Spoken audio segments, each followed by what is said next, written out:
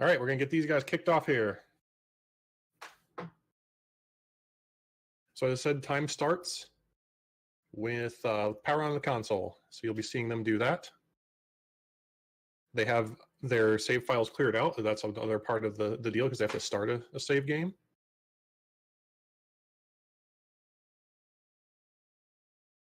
And so the first thing they're going to do is they're going to be obviously choosing a file, naming their characters.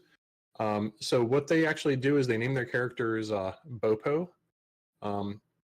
One of the things that we want in this run is the game is a certain stat progression, and what you name your character determines your stat progression. So with Bopo, it's 2 characters to draw, so it's shorter because the game does draw the text from left to right, and it also gives us a strength and HP progression, both of which are going to be really necessary to complete the speed run in the time we want. So the first thing they're going to be doing after collecting some chests and leaving the throne room of the castle is they're going to go grab that pot that has a medical herb in it. Then they're going to go to town, into the town of Retrothon, and they're going to go buy a club from the weapon shop. Then they're going to go into the inn, and you see this dude's just kind of like sleeping. We're just going to go loot his dresser drawers and take a wing of the wyvern or a camerling, depending on what you want to call it. And he doesn't need it. I mean, he's asleep. What's he going to use it for, you know? So we're going to take it. And then head on over to the tool shop, buy a dragon scale, which is a pretty good piece of defensive armor. And buy 2 torches and buy 2 herbs, which is going to give us 3 of each, because one of the chests at the beginning in the throne room was a torch. Those chests had 120 gold, a torch, and a key, and then they used the key to open the door. Once all that's done, they're going to leave town, which is what they're all basically doing at this point. Looks like Lavkian may have started a little bit late. That or my stream's behind or something. So the first thing they're going to do is they're going to grind level 2, which is only 7 experience, so it doesn't take very long. And generally they're going to be doing this in the hills to the northwest of the town and castle. And mainly because in that area they have a greater chance of encountering Drakis and ghosts, which are going to get them their level a lot quicker. It's no manip. There is a manip route for this version, but not a lot of people do it. So this is no manip. The only kind of manipulation that may potentially happen in this run is whether we can do damage to a metal slime, and we can't. And doing the damage is all we can manipulate. If it runs away, it runs away.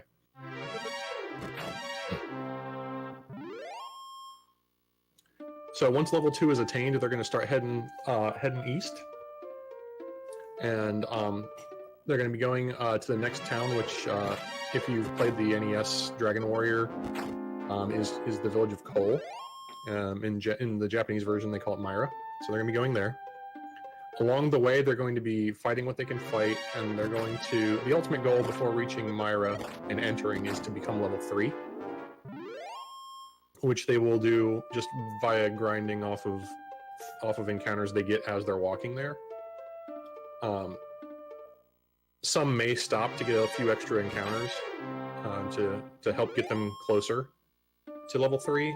The hope is basically to be right around 19 experience before crossing the bridge that you should see pop at right about now, and then heading up towards Myra. And that being the case, the reason for 19 experience is, I believe level 3 is acquired at 23 XP, and ghosts give 4, and you can run into ghosts up there. So if you have like 17 or 18 experience and you run into a ghost, you won't level up. You'll have to take another encounter, because you're not guaranteed to run into like a scorpion or a Magidraki or anything that would level you up, because they're 16 and 12 experience. This game, it does have a randomizer, but this itself isn't randomized. So you see pop in the Magidraki fight. So for the fights like the Scorpion and the Magidraki, being level 2, there isn't really much we can do to them. So the torches we acquired them for this purpose. Throwing torches at them will kill them. So that's what we'll be doing. You see Pop has done that with the Magidraki, and Lavkian's doing that with the Scorpion. Then we're going into Myra. So there's a couple things we do in Myra. We grab the fairy flute, which is just kind of like buried in the ground. just near the vendor that's walking around there. Pop's picking that up right now. And then out of those 4 dressers, one of them has a set of clothes and the other one has a strength seed. So once those are acquired, there's a couple of things you can do here. You can either choose to Death Warp, which is what Pop's doing, or you can use your Chimera Wing and just go back to town and move on. And I think that's what Diener did. Death Warping has an advantage of refilling your MP, so you can actually take a couple extra encounters once you hit level 4 and learn the hurt spell.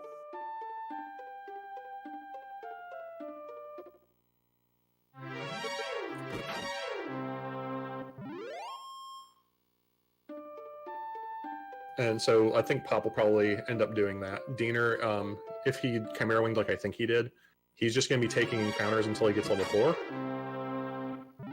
And then going to Garenham or Garai in this version. And it looks like he just did get level 4, so he's on his way. But the ultimate goal is basically to be level 4 before you enter Garai and then use the inn to heal and stuff like that.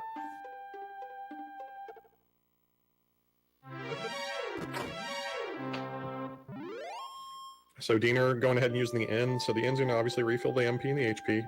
And then when you're in Garai here, what you're doing is you're going to buy, depending on how many torches you use, you're going to buy a few torches. You'll end up with 4 in your inventory. And and then you'll end up buying up to 6 herbs, basically. You can only have 6 herbs in your inventory. And depending on how many were used on the walk to Myra, they'll be buying anywhere from probably 4 to 6, probably 5 or 6. Pretty rare that you only use 1 on that entire walk. So they're probably buying 5 or 6 herbs, and then, like I said, enough torches to get to about 4 torches. What they're trying to actually do there is fill their inventory up. And so while herbs only take 1 slot up, where you can have 6, but it's just 1 line item in your inventory, torches, for some reason, work differently, and they each take up a separate spot in your inventory. So the buying of the torches is basically just to fill slots in the inventory as optimally as possible, because they're cheap. They're only 8 gold, and they each take up a slot. And then once that happens, everybody's gonna start heading to the Rocky Mountain Cave. And this is the Rocky Mountain Cave is kind of why they need to have a full inventory. And you'll see kind of what we're going to be doing when we get there. As we see, Diener's on his way there now. Lavitz is doing his buying. It looks like Lavkian's on his way down now as well. And Pop is going into Garai to do his inn and shopping. So when they run into encounters here in this area where like Lavkian and Diener are right now, they're going to be if they get into a fight like, say, a Scorpion or a Magidraki, they're going to be going ahead and casting Hurt and getting through that fight quickly. You know, stuff like a Ghost or whatever they can get away with, or like this Red Slime, they can get away with just swinging at it. And so it looks like Diener's already in. So if you notice, Diener didn't use a torch. He's walking around in the dark. The benefit of this version, though, is if you're walking right next to a wall, you can see the wall. So you can use that to kind of find your way around. If you know the map, you can work your way around. Yes, Pop's got the sound. So the reason why he's walking around in the dark is because he needs a full inventory when he gets down to the next floor of this cave. And I'll explain that when the first person who gets there, which will probably end up being Diener at this point. Looks like Lavitz is on his way down, as is Pop, to go to the Rocky Mountain Cave.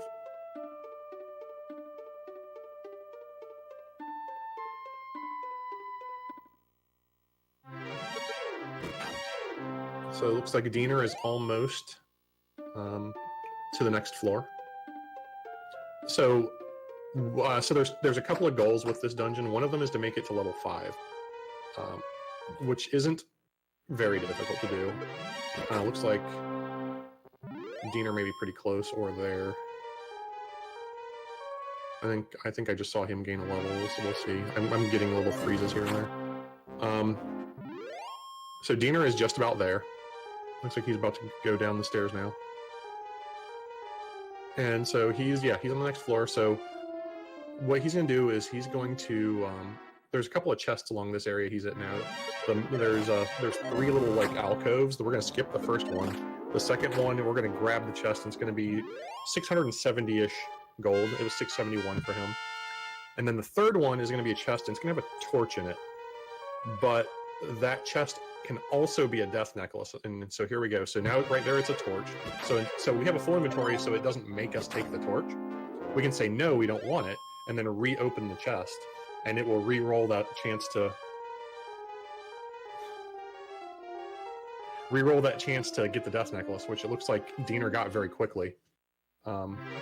It's a 1 in 16 chance to get. So that's why we have the full inventory. And then once we get it, we just throw away one of the torches to pick it up, and then we can use a torch to finish the rest of the dungeon.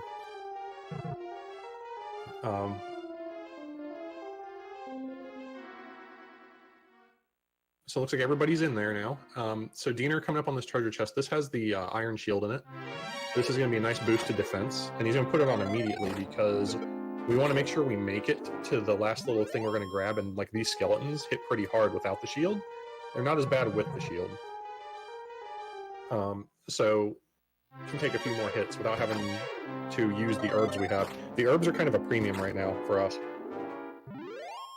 Because we obviously need to use them to survive through this dungeon. But we don't want to use... We want to keep as many of them as we can, because the next stretch of the game is going to require the use of some of them. So here, the first chest Diener picks up is an MP seed, so he'll eat that immediately to gain some MP. And then the next chest is a strength seed. And then now what he's going to do is he's going to... I think it looks like he unequipped everything, which is normally what we do, except for the club, and then he's just going to get into a fight and then just sit there and use the club over and over again, which isn't going to do anything, and then just get beat on until he dies. So we're death warping out of this cave and going back to the Ratatouille Castle. And if everything went according to plan, Diener should be less than 80 XP, or right around there. So he's at 82. That's not terrible. To level 6. And so what he's going to do is he's going to save the game here, and then he's going to start eating those strength seeds. And it looks like the first one was something he wanted, so he's saving again. He probably got a 3 on his first roll. Unfortunately, I get little pauses in the feed, so I'm missing some of this stuff. And then he'd use the other one, and I'm guessing he must have gotten what he wanted right away. So those strength seeds, between the two, we need to get at least 5 strength between the two, which means we need a 2 and a 3 minimum, and they give you 1 to 3. And that is non-negotiable for this run. If you don't get 5 between the two, or 6, you got to reset. So what you see a lot of people do, if they're doing both strength seeds at once, which it looked like Diener did, and Pop usually does as well. You'll see a lot of times if the first one ends up being a 3, they'll save it, so that if the second one's a 1, they don't have to reset and try both again. They just have to reset the second one.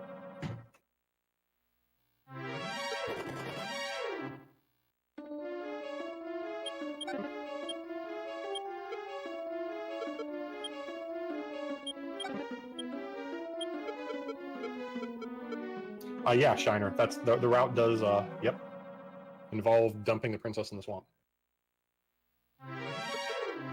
So once they're through and get the strength seeds, so Diener's doing this. You head through the marsh cave over to the next section of the game where the town of Remolder is, and it is actually called Remolder in this version too. So it's like one of the few times that the name of the town is the same from this and the NES Dragon Warrior.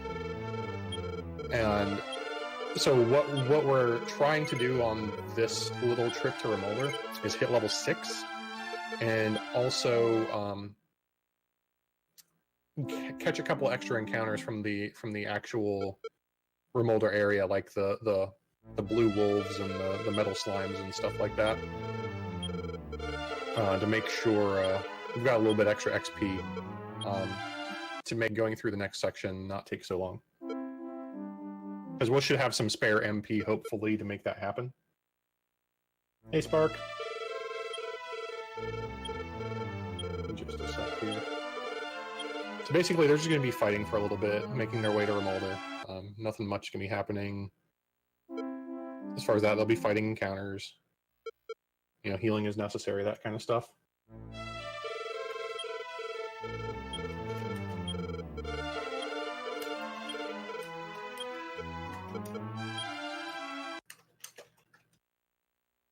Sorry, I'm trying to see if there's any way I can smooth out this feed. So Diener is has hit up to Remolder here and taken another encounter. He's got some MP, so he might as well burn some of it, catch more XP. The more XP he gets here, so there's level 6. Okay, so he just got level 6. Is Pop resetting right now? If Pop might be resetting through Strength Seeds. I bet that's what happened. If you were seeing Pop resetting and wondering what that's about, the Strength Seeds we acquire, there's 2 of them we get. We get one in the Village of Myra and one in the cave we were just at. He was probably he has to get his total of 5 between the 2 seeds. And if he doesn't, he has to reset. So he probably had some bad luck. I had a run where it took me 4 minutes to get that. Just resetting over and over again. It was pretty frustrating.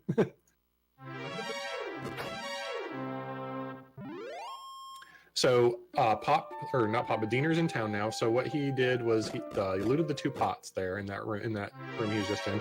One had a defense seed, one had like 100 and something gold. And then that vendor sells the magic keys, and he went ahead and bought some. And now he left town and went back in because that's the easiest way to get back to this area of town. So since the soldier blocked him, he's going to talk to the vendor up there first, which is a good idea. Save some time. So from that vendor, he's going to buy some herbs, and he's going to buy a couple of chimera wings. He's probably going to put himself up to either 5 or 6. Sometimes I usually put myself up to 5 on the herbs, and then because there's one you can get in Ratatome when you're getting the Stones of Sunlight anyway. So once he's done buying those, he's getting trolled by the soldier. So what he needs to do is go to the weapon vendor here and sell the death necklace, and then use that money to buy a steel sword, which is going to be our main weapon for a little while. It's going to be our main weapon until we get the Sword of Roto, actually.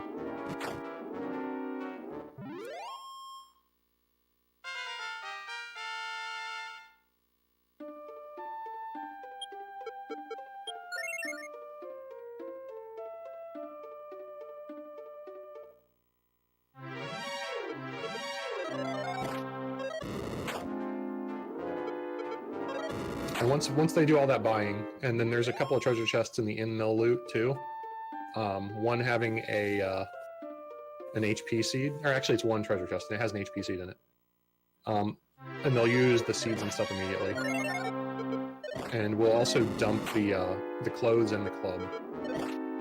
And when they get back to Ratatouille Castle, they'll open the door with the treasures in it, and the treasures contain some money, which is like 300-ish gold, a key, an agility seed, and an MP seed.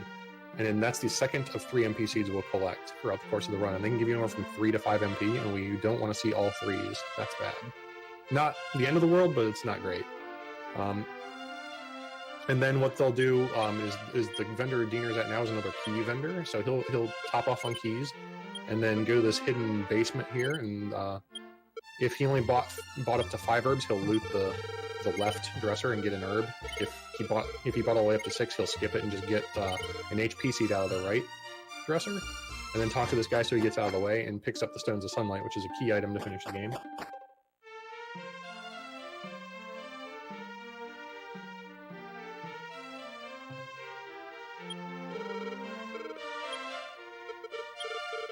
And so it looks like Pop's just finishing up or getting into the Remolder. Lavitz is looting that treasure chest I was talking about earlier with the HP seed in it. And so Diener is now finished with Ratatouille, and he's going to be going back to the Grai, which is that town we went to in the northwest corner to do the initial buying before we went to Rocky Mountain Cave, because in there is another dungeon area that we're going to be doing.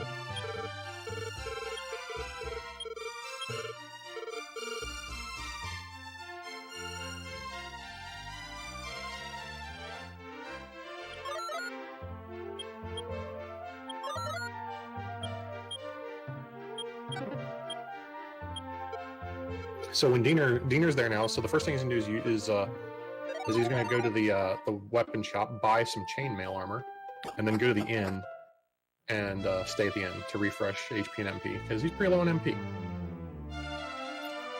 And now, so you're gonna use the key here and go into this section, and there's gonna be a hidden door in the back, in the northwest corner, that's gonna take him into a little alcove in the back with a set of stairs and a dude that basically just is like, yo, you're gonna die if you go down here, and then leaves. Just pieces out. It's like, whatever. And so we go down the stairs. This starts the Garai Tomb dungeon. We don't have to worry about having a full inventory, so using a torch right away is fine. So the first step is we're going to go up, and there's a set of 3 treasure chests we're going to loot, which are going to have a key, some money in the into the tune of in the 500 range, and another HP seed, which we will use. So there's the HP seed you just got from the first one, and then the middle one I believe is the money, and then the left one is the key. Once that's looted, we'll progress. So the HP seed he got from Ryotome, he would have used. I was refreshing when he got to Garai, so he probably would have used it during a fight on the way to Garai. The one he got here, he may elect to use during a fight as well. Just as long as it gets used. Using them in a fight's the quickest way to use them. It's less menuing, since you're already in the fight anyway.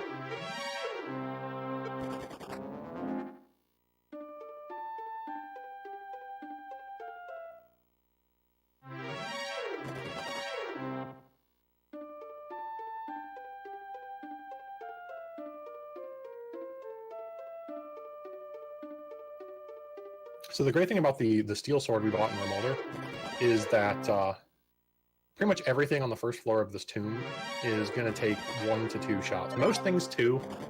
Those Drakimas, the yellow Drakis, can potentially die in 1 shot, as long as you hit a pretty high damage roll. So it looks like Lavitz in town now, going ahead and staying at the inn. Lavkian about to enter the tomb, and Pop coming into Garai.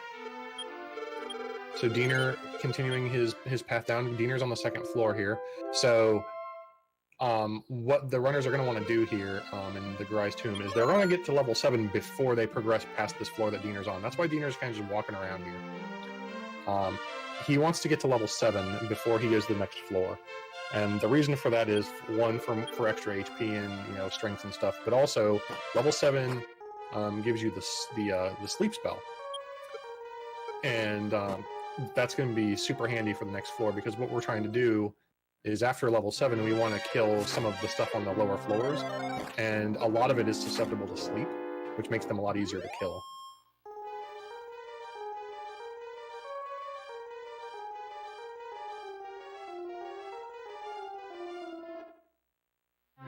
So you see Diener just taking encounters until he gets to level 7. So kind of like in Rocky Mountain Cave, how I said the herbs were kind of a premium and they didn't want to use them if they didn't have to.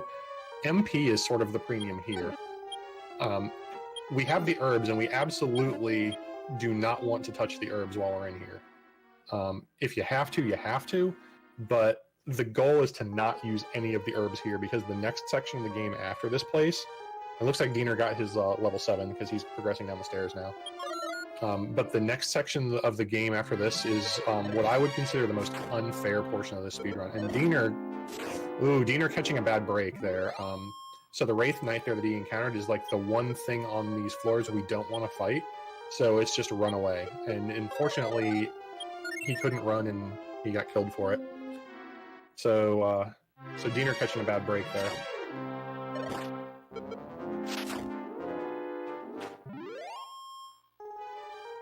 Oh, thanks for the bits, RPG Quest. So Diener going to have to make his way back, which is a little unfortunate. He was ahead, now he's behind, and that's actually how this game works in the race format, is that the winner isn't declared no matter how far ahead somebody is until the Dragon Lord's dead, because literally anything can happen. Any monster can just strike you down, because you can't run away or something like that, and it's just it's just out of your control. So it looks like Lavitz doing his level 7 grind now. Lavkian and Twitch and Pop are all also in the dungeon. Looks like Pop's on the 2nd floor doing his grind as well. And it looks like Lavkian just got level 7. So he'll be progressing. Yep, he just went down and now he's starting the next section. So the goals of this dungeon, level 7, as I'd said, is one of them. It's kind of the first one. As you see here, this droll is susceptible to sleep, so Lavkian put him to sleep and is just gonna get to swing at him for free. There are some wolves down here that aren't blue, they're like red with like I think a gray tunic. They can be put to sleep. Like all the wolf characters in this game, I believe, have 100% chance of being put to sleep. It never misses. Yeah, the sleep spell is honestly, like, obviously you use it to your advantage here, and then in a couple of other places too. But it's honestly like the biggest killer of runs, because 2 real big gatekeeper bosses, the Axe Knight and the Dragon Lord, both have it, and both will use it on you with impunity. And and especially with the Axe Knight, if the Axe Knight puts you to sleep, you're done and you're going back to fight him again. Just because he's going to kill you in a couple of swings. So yeah, if he puts you to sleep, it's bad news. If you don't wake up on the next turn and get super lucky, you're done anyway. So Lavkian and Pop both got the Silver Harp, which is the kind of the primary goal of this place. It's what you're here to do, is to get the Silver Harp. In order to get another one of the key items, the Staff of Rain, the guy guarding the Staff of Rain requires you to have the Silver Harp. So that's why we get that now. And then ultimately we'd like to take around 4 encounters from this floor total for some extra XP. The ultimate goal being kind of like, as far as XP is concerned, is to having 120 XP or less to level 8 when we're done in here. Depending on the way they did the beginning of the game, it could be more. The route that I mentioned earlier, where instead of taking the Death Warp out of Myra, you just use the Chimera Wing out, you end up being behind on XP a little bit up until this point. And so, I mean, I do that route, and I've had excess of like 200 to level 8. So it happens. And I didn't see Lavkian because I got a long pause again, so I didn't see where he was XP wise. But Lavkian's done, and he's heading on to the next part. And this part's kind of unfair. So you're going to be level 8 through most of it. So he's level 7 right now, but before he gets too far into this section, he's going to hit level 8. And he's going to be walking through an area you basically really have no business being in at level 8, and everything there can 2 or 3 shot you. So if you have some bad run luck, you're going to be redoing it, and there's not a lot you can do about it. And it's actually the walk to if you're familiar with the US names, to Cantlin. Everybody's going to probably die in this run. It's pretty common. And also, we use Death Warps through a couple of spots. So Pop died on purpose there. Once we get the Silver Harp and take some encounters, we die on purpose to get out. It's quicker. Yep, intentionally. Although Diener did die unintentionally, and that's why he's still in the Garai tomb, but he's taking his encounters now. So here we're doing the walk to Golem. So Lavkian getting a Goldman fight, that's kind of bad. Just that we don't like the Goldman's not worth any experience, so there's no point in fighting him. It's worth like 6 or 8 experience or something stupid like that. He's just worth a lot of money. And really, money, unless you die a lot, money isn't a problem in this route. So a lot of things can be put to sleep around this area too, like that Chimera that he was fighting. The skeletons around here, the ones that are just wearing kind of like the brownish tunic, can be put to sleep kind of interestingly. And the wolves that are around here obviously can be put to sleep. So So this is a good spot to be getting your level 8 at, because you can put a lot of things to sleep and just smash them without taking damage. But this is an area where you want to get to the golem fight with some resources, otherwise it's slow. Like the golem fight, you're not going to lose unless you make a mistake. Worst case, you take it slow and you only attack every other turn, and you'll always win, because in this version of the game, when you put something to sleep, it's guaranteed to stay asleep for one turn. So and that turn is when it goes. So like if you go first and put it to sleep, that turn is its turn to sleep. But if it goes before you and you put it to sleep, the next turn is its turn to be asleep. And the golem, at level 8, the golem's so fast, you going before it is a super duper rarity. It pretty much almost never happens. So you're basically, because of that, you basically get a guaranteed one swing at it without having to worry about it waking up. But this walk is dangerous, like I said. Shadow Knights that Lavkian just ran into but was able to get away from, they can two-shot you, even at full health. The Armored Knights, which are the blue knights, can kill you in 3. Magic Wyverns or Magic Chimeras can put you to sleep and then just kill you. I mean, the Star Chimeras likewise can just put you to sleep and kill you. No, I don't think Star Chimeras put you to sleep, but Star Chimeras can hit pretty hard and kill you.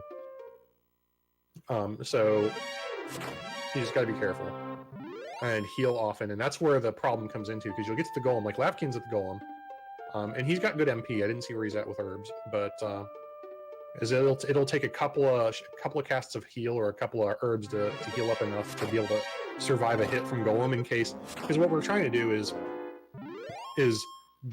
survive, but also be able to take a couple of chances, like be able to swing twice before using the fairy flute. So the fairy flute puts the golem to sleep. He'll be using it a lot, and the hope is to be able to swing a couple of times between uses of the fairy flute.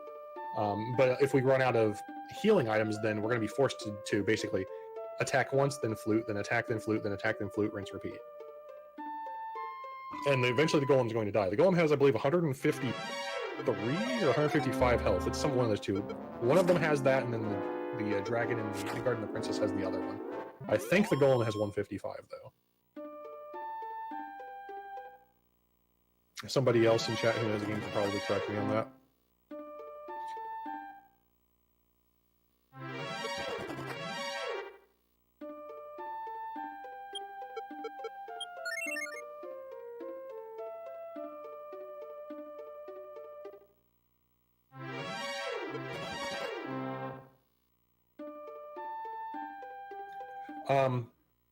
Yeah, I think Lavkian started a little late.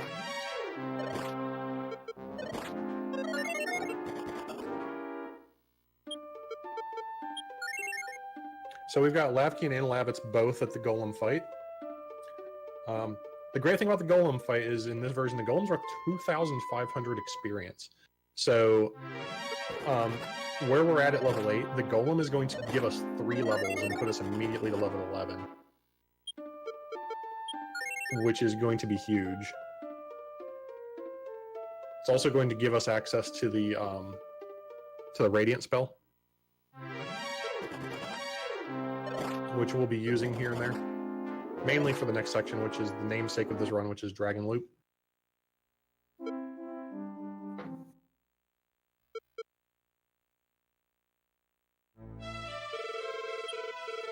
So Diener and Pop both on the walk. Pop, running into the Shadow Knight, which apparently did him in, so he's resetting.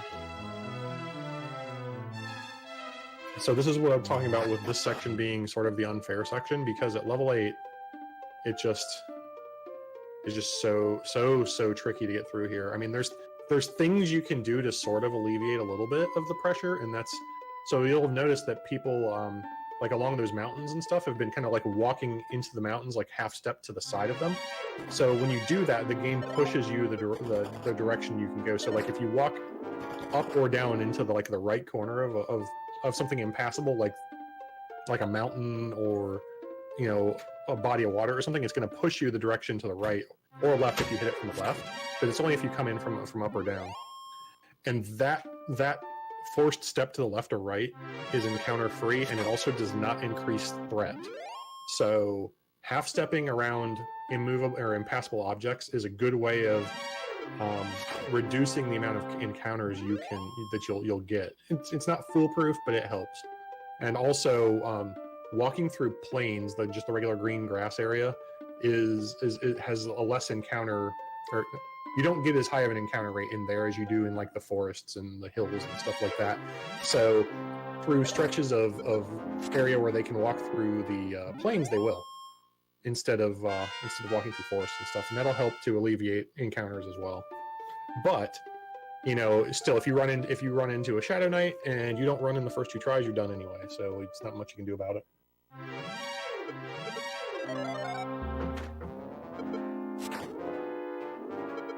Looks like Diener now at the Golem fight. So a couple of things happen here in the town of Melchido, or Cantlin if you're used to the U.S. names. So the first thing they did was they dumped they should have had hopefully only one herb left, and they would have dumped it. And then they visited the vault and they deposited their dragon scale, their fairy flute, their stones of sunlight, and their silver harp into the vault to free up some space. Then they stayed at the inn, and then they looted a dresser in the inn for a defense seed, and then topped off on keys, bought a chimera wing, looted another dresser for an MP seed, used the MP and defense seeds, and now they're gonna buy 5 fairy waters from this vendor that Lavitz is at, and use one and then buy 1 more, and then use the chimera wing to go back to Ratatouille. And so what they're doing now is the dragon loop, which is what this category is named after, in which we grind 4 levels off of the dragon guarding the princess. And so as you'll see, we start off getting into cave by using the radiant spell so we can see, because it's easier to half step when you can see. And so what's going to happen is if Lavkian runs into an encounter before he gets to the dragon and it's not a mage, he's going to go ahead and cast heal and top himself off and then run, so that he has more HP at the start of the dragon fight and can swing a couple more times before having to heal. So now he's at the dragon. This dragon, it has more HP than normal dragons do, but it also hits a little less hard. So we do a lot of our grinding here just because this dragon, for whatever reason, is worth 950 XP, which is the second most experience an enemy in this game gives you. And it's not particularly difficult to kill. Basically, the rule of thumb here is if you have less than about 41 HP, you'll want to heal. There's a little wiggle room there, but at lower levels, the dragon's more likely to go first.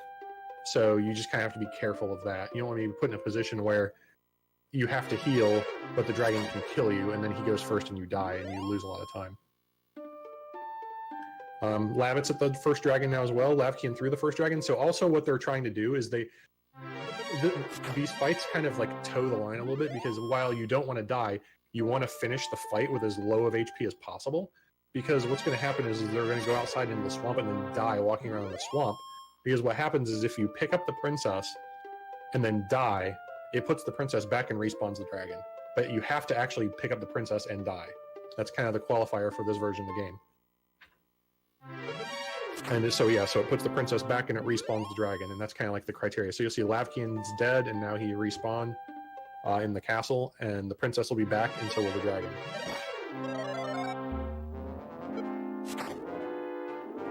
And for the next couple of levels, this is the most efficient way to grind. But once we get to about level 15, we need so much experience that it's not as efficient anymore because of all the walking we have to do and dying and talking to the princess and stuff. It gets kind of slow. Once we get about level 15, we're gonna go grind somewhere else. Enemies don't give you 950 XP, but they give you enough that it's quicker just to go there.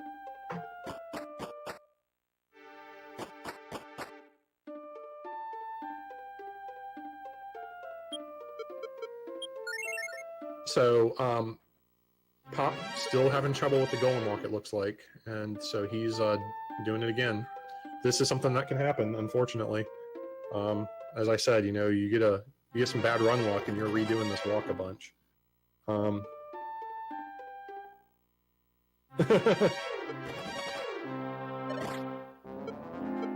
Yeah, right.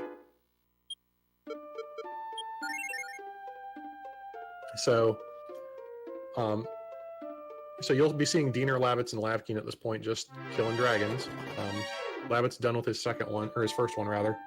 Lavkian just finishing up, or just going into his second one. I see Diener's going at, I almost feel like this is probably his first one, based on where he was at. So also, what you'll see them potentially doing is another like cool feature of the half step is if you half step over a damage tile, you don't take damage. So you can mitigate some of the damage you take across those swamp tiles going into the cave by half stepping along the water. So Dragon 2, I mean, pretty much goes the same as Dragon 1. You swing away, you get dipped under 40 something health, you go ahead and heal. So knowing where you're at in damage is really kind of essential to doing this well, because like if you've done 140 damage and you're at like say 38 health, you're not going to heal. You're going to swing, you're going to kill it, and then hopefully it hits you first and does some damage. But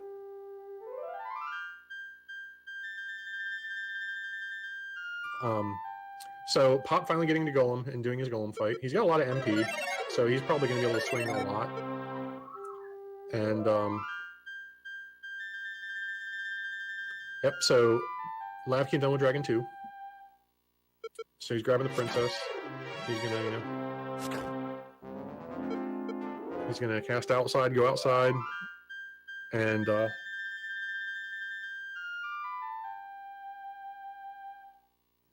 in the swamp. Well, see, the thing about this though, dog developer, is Pop's nowhere near out of this game yet. This game isn't over until somebody kills the Dragon Lord. That's how racing this game works. What happened to Pop could happen to somebody else later. Obviously not in the same manner, because nobody else is going to be doing this walk later. But like, you could be in Charlotte Castle on your way to Dragon Lord and die three or four times in Charlotte, which I did on Sunday or Saturday. So you can definitely get it somewhere else, like Pop did on that walk. So Pop's done with Golem now, getting his level, and he'll be doing his shopping and stuff. So Lavkian on the way to his third dragon, Lavitz on the way to his third dragon, and I believe Diener on the way to his second. And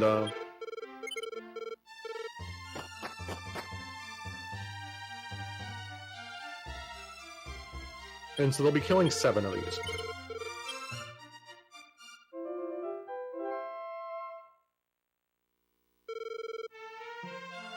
And every 2 of them basically gives them a level.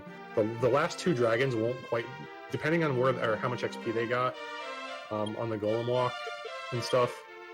The last 2 dragons won't be enough to get them to level 15, but they'll only be like 30-ish experience short, and it'll probably just take a couple encounters along the walk to top that off. So Lavitz getting to that dragon a lot quicker than Lavkian, it looks like. And then Diener on his way to Dragon 2. So obviously, as you kill them, they start getting easier and easier as you're gaining levels. And by the time you get to level 14, you aren't really having to count damage as much as you're having to count how many times you've hit, because at level 14 you basically are going to kill it in 6 or 7 hits, pretty much every time. Lavitz reset. He must have had a bad dragon fight or something.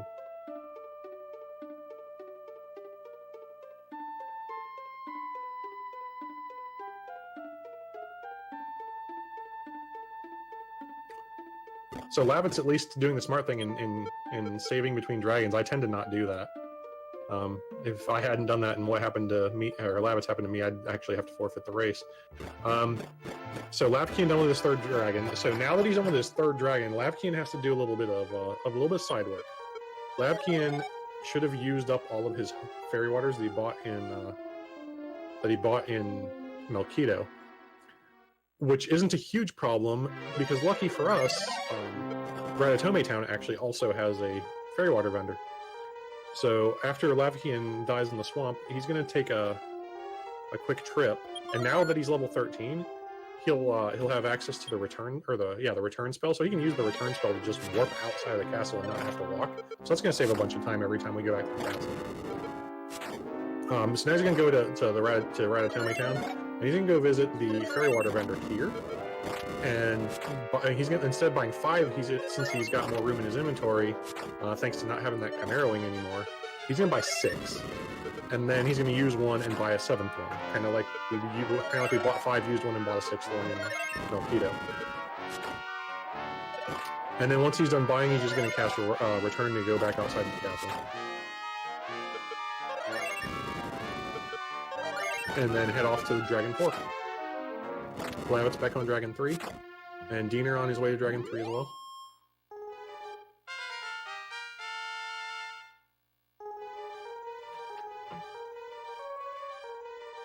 Looks like Pop's on his first dragon now. Kills it with 27 HP left, which isn't too bad.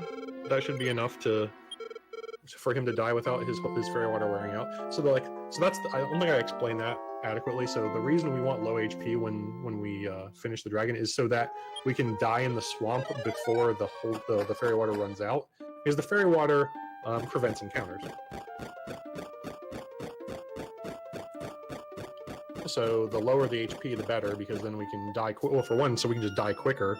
But 2, obviously, so we don't run out of fairy water first.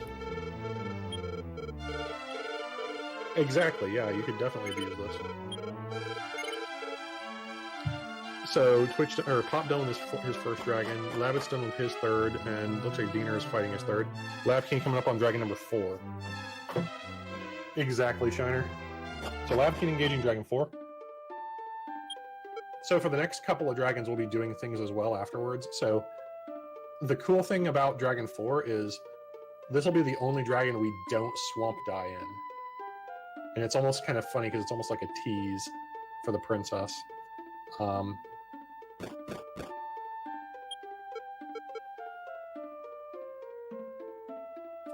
So Lavitz now, I thought that was Dragon 3 dead. Why isn't Lavitz casting Return? Maybe I'm wrong. Maybe it's Dragon 2. I guess that was Dragon 2. Okay. Never mind. He's on his way to Dragon 3 now. Diener, I believe, now is done with Dragon 3. Lavkian done with Dragon 4. So what you're going to see Lavkian do, Lavkian can cast outside and then cast Return.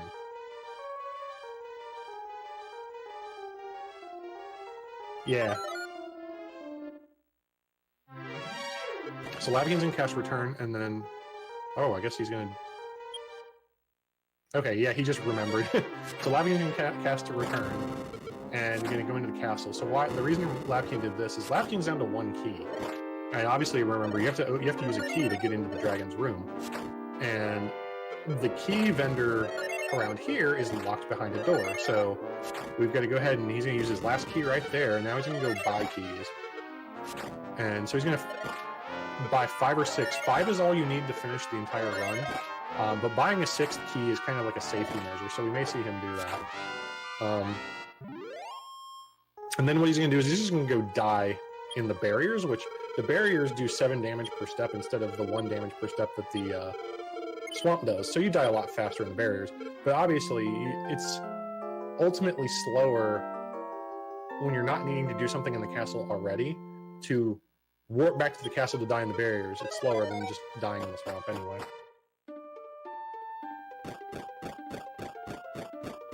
So that's why they die in the swamp instead of the barriers all the time. Lavkian heading on to Dragon 5. And so there's one more kind of like side trip that we have to do, and you can do it after Dragon 5 or Dragon 6, it doesn't matter. I do it after Dragon 5. I think most runners do as well. If you see them doing it at Dragon 6, more often than not, it's probably because they forgot to do it at Dragon 5. And that's going to be, there's another, so if you remember back in Melquito, we dropped 4 items in the vault. Well, by the time we hit Dragon 5 here, we'll have enough of room in our inventory to pick up the ones we still need. So, like the Fairy Flute, we don't need anymore. It's served its purpose. It put the golem to sleep. So once Lavkian's done with Dragon 5, unless he forgets or unless he just waits until Dragon 6 to do it for some reason, you'll see him go back to Ratatome Town and go to the Vault Vendor and reclaim his Dragon Scale, his Stones of Sunlight, and his Silver Harp. So Lavitz now done with Dragon 3 and is heading to buy his Fairy Waters. I believe Diener is now on Dragon 4, or on his way to Dragon 4. Yeah, Shiner's not kidding.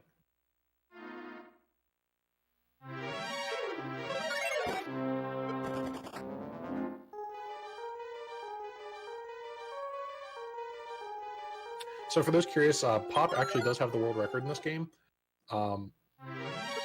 But the world record strategies are much different than race strategies and marathon strategies.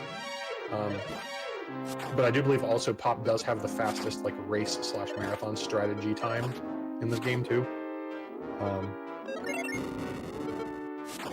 But Pop's world record is like a 116 or a 117, and that employs a super risky strategy of fighting the Dragon Lord at level 17, which has a very low chance of success and basically requires critical hits. So obviously it's just not done when you're racing or playing this in a marathon.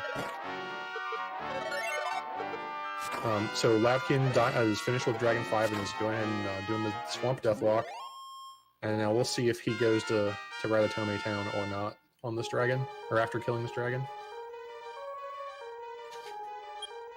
So for those keeping score right now, Lavkian is in the lead, and I believe SUMDeaner is in second. And Lavitz and Pop are somewhere around the same. I'm not sure what dragon Pop's on. I'll have to see what he does after this. So Lavkian is going into Ratatome Town. He's the Vault Vendor here and going to reclaim his 3 items. And then he's going to immediately equip the Dragon Scale, because that is some extra armor, some extra defense. Alright, so we're just leaving the Fairy Flute here because we don't need it anymore. So Pop casting return. So it looks like Pop just killed Dragon 4 and is on his way to get keys. So that means Lavitz is probably a little bit behind because he's so Lavitz is going to be last right now. Or no, wait, Pop? No, Pop cast return to get the Fairy Water? Oh, I see what Pop's doing. Pop is going to get the Fairy Water and the keys at one time, which is a strategy you can do. But you're not going to be able to get the safety key because he's still got 2 keys left. So he's only going to be able to buy 5 keys, which is going to top him off. And then he's only going to have 1 spare key. So basically, Pop's deciding to be a little bit risky by getting the Fairy Waters and the keys together, and then not having that safety key in case of a Charlock death. So he's going to buy his 5 keys and then die in the barrier. So Lavitz is buying his keys. So Lavitz is he's killed his 4th dragon, and I believe that would mean Pop would have had has to be on Dragon 3. So Pop's still in last place, which is understandable because Pop died a lot to the Golem Walk. So Lavkian coming up on Dragon 6 here. And then I can tell you how many encounters he's going to have to take, roughly.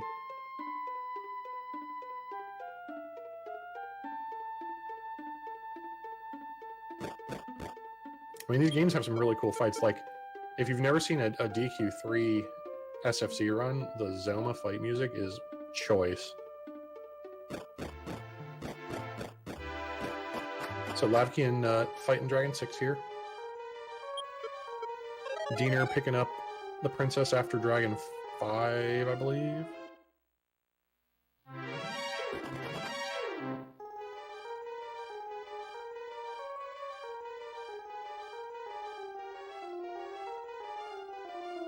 Diener going ahead and dying in the swamp. Lavitz heading down for Dragon 5. Pop, I believe, is going to be doing Dragon 4 here. So Lavkian doing his death walking here.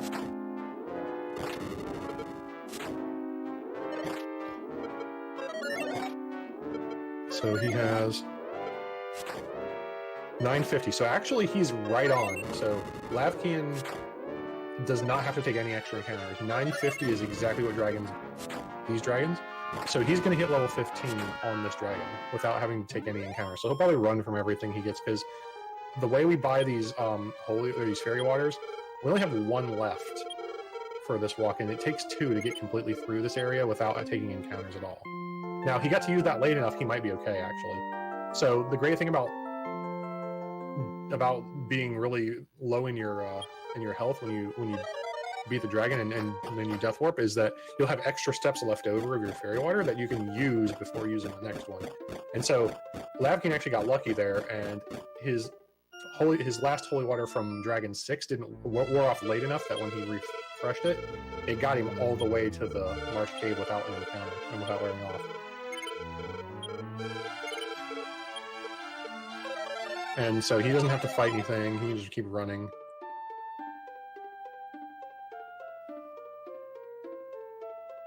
So here's Lavkian's last dragon for now. And really, at level 14, he should hopefully, depending on his damage rolls, be able to just swing away. He got 228s, that's pretty good. I think the first hit was a 22, though. He's going to go ahead and heal, which I don't blame him. You don't want to be too low. Depending on what you're going to do, see, he's swinging at 30, that means he's pretty confident he's going to win. And at level 15, you're more or less guaranteed to go first. It's very rare for the dragon to go first. So there's his 950 and there's his level 15. And the reason we want level 15 by the end of this dragon is level 15 gives us the repel spell. So fairy water is no longer necessary. And you'll notice he's picking the princess up again. And the reason for this is because there's going to be another death warp we're going to be taking in a little bit. And if we have the princess, then of course that resets the dragon. And then when we're making our final jaunt to the end of the game, we can swing by and kill the dragon one more time for a free 950. Because we're going by there anyway. So you'll see Lavkian's putting on the repel spell. And now he's going to be walking up to a shrine where that contains the Staff of Rain, which is another key item in this game. And you're going to basically be seeing these guys, once they get here, it gets to this point, they're going to be casting repel in the early areas just to mitigate encounters because they're slow. Especially since you're just pretty much running upon them anyway.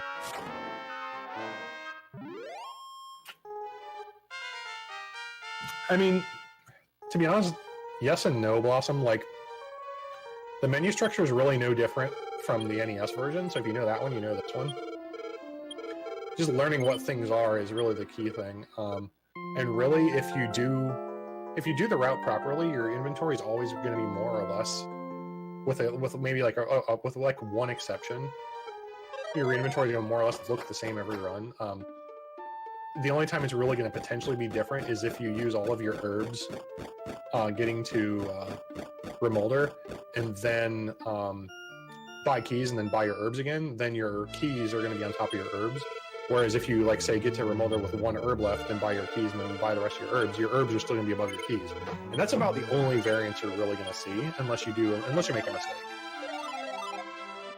So, like, I don't read Japanese and I speedrun this game, as an example. And how I actually did it was there is a fan translation version that you can find, and it's slow, so we don't run it legitimately. The text is super slow and it's a little buggy. The game, not the text.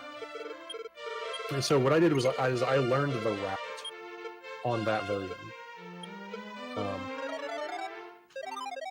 So as long as I was having to read notes just to do the route, I was using that one. And then when I got that one down to to where I didn't need notes to do the run anymore, and I knew what I was doing, and I got that down to under a 2-hour time, then I started running this version with a little cheat sheet on what the item names are in Japanese, in case I was like, oh crap, I don't know where my club is, or I don't know where my clothes are, what's that look like, and I can look at the chart. And then once I got used to that, then I just stopped using it, and then I just started playing this game and used no notes. So Lavkian's now at Domodora, which is Hawksness in the English version, and this is another one of those instances where RNG is going to be a huge factor. So this Axe Knight that he's about to fight, Lavkian here, has access to the sleep spell, and if he uses on you and you go to sleep, you're basically done and you're coming back. So he cast it, but it didn't go. So that means unless he casts it again and it works, Lavkian's got this. Because it takes 4 hits to kill Axe Knight. So Lavkian did, so that's good. It takes 4 hits to kill Axe Knight at level 15. And so if Axe Knight decides to cast Sleep on any one of those turns and it fails, then you've got it in the bag as long as he doesn't cast Sleep again and it succeed. Because then he's taking up a turn where he's not swinging at you. So if he swings every time, then it's still dangerous, because if he outspeeds you turn 4, you're dead.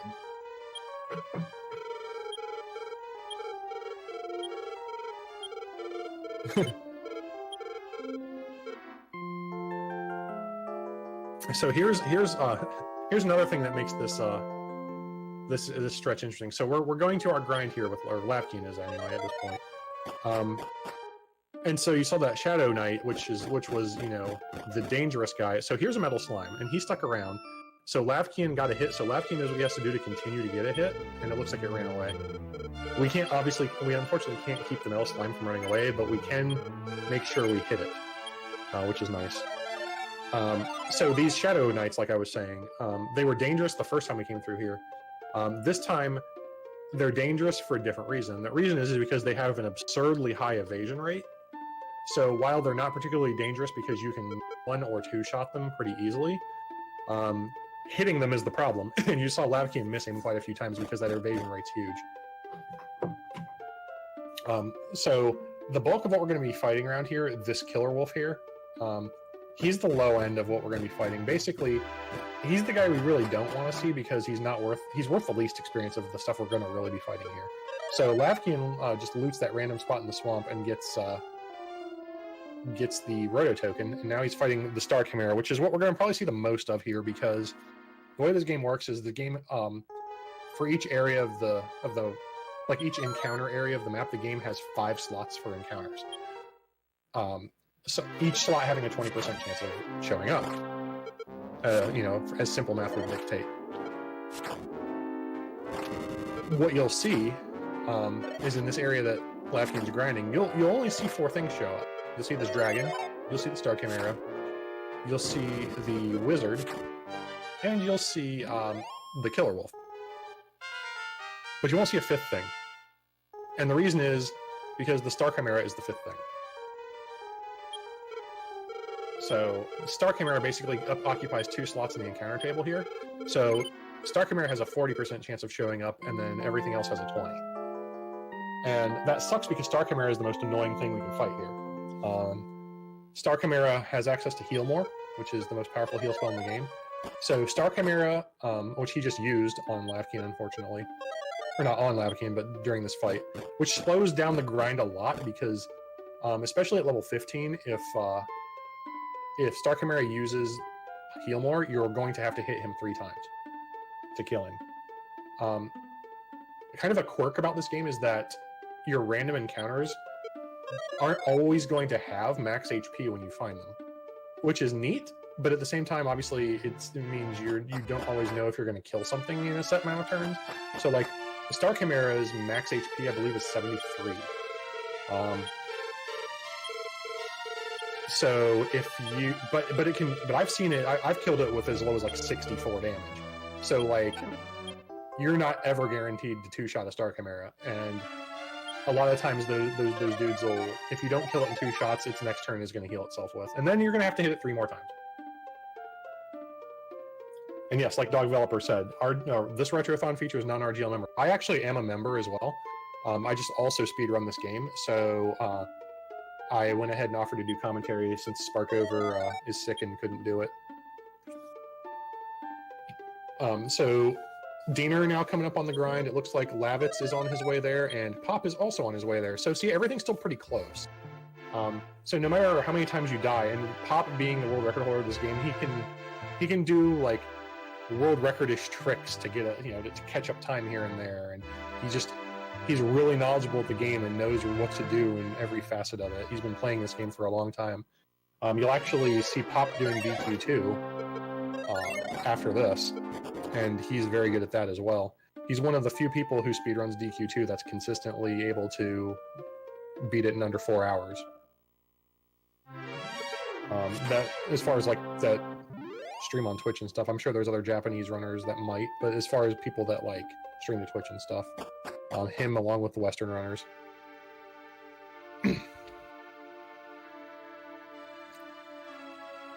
So yeah, so everybody's getting up to the grind area.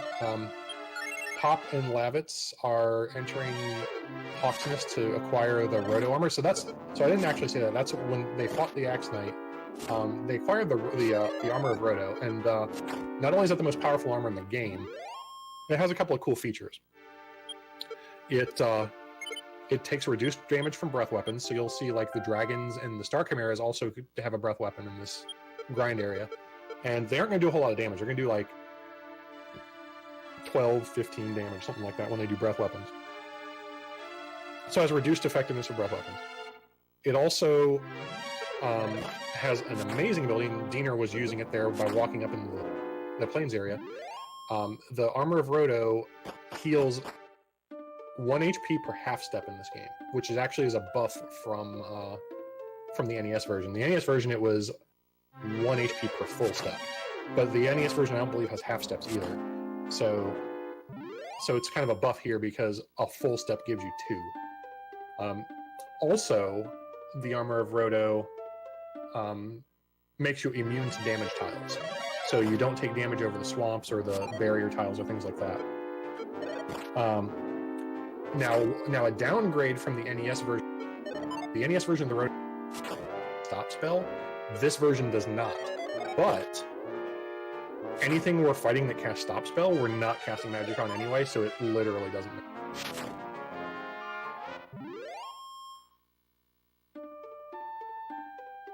So Pop coming up on a metal slime. Let's see, is it going to stick around?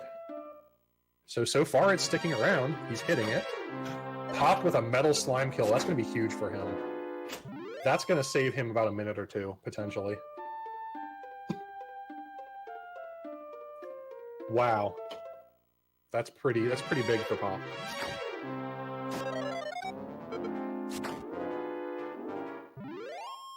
Metal slimes are the enemy that gives the third most experience in the game with 775. So anytime you can kill one, it's huge, because that's just free experience. Pop's going to have to grind a whole lot less in this area because of that. Basically, this area you're going to be seeing him here for a while. They're grinding level 16, and then they're going to grind for close to level 17. And basically, the idea is to leave here with less than 950 experience, so that as you're rolling through to go get the final few items and heal up and stuff to take on Charlock, they're gonna swing by and kill that dragon one more time. That was the point of picking the princess up after Dragon 7. Was if they didn't die to Axe Knight, which it doesn't seem like any of them did. So if they're all still carrying the princess here, which it looks like they probably are, they're gonna death warp out of here when they're ready to go, and that's gonna reset the dragon. And they're going to go swing by and kill the dragon one more time on the way through the marsh cave. Yeah, that's what I was saying. Yeah, like what Scar said. That metal slime kill just saved Pop about a minute or two, depending on how this grind goes.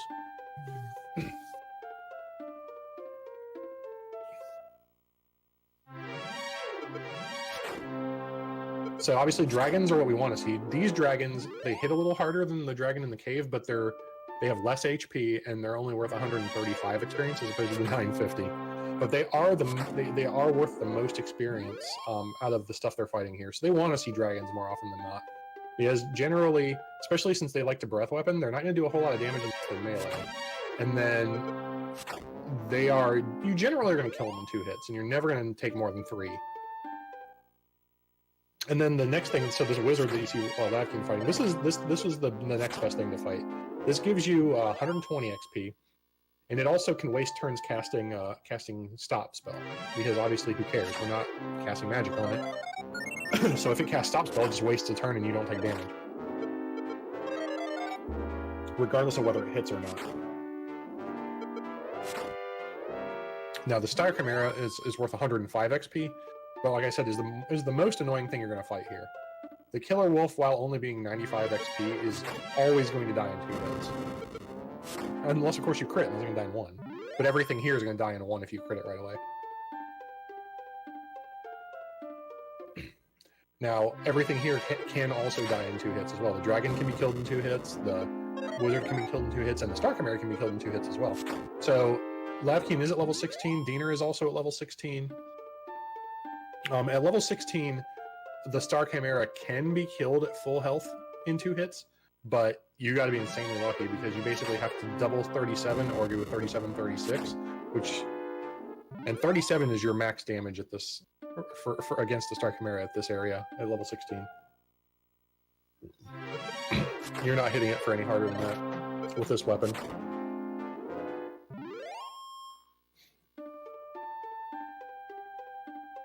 So once the 2 of them here that are at level 16 have been here, usually it's roughly like about 7.5-ish minutes after you hit level 16 that you'll be in a good XP position to leave, and that's when you'll see them do that. It's like 7 to 7.5 minutes, depending on how the grind goes. That they'll be sitting here post level 16.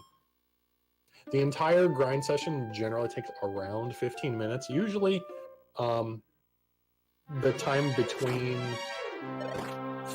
beating Axe Knight and hitting level 16 is roughly 7.5 minutes also. So it's about a 15-minute grind session right here. And then they go to finish the game. The only grinding left really is just fighting everything you can fight through Charlock.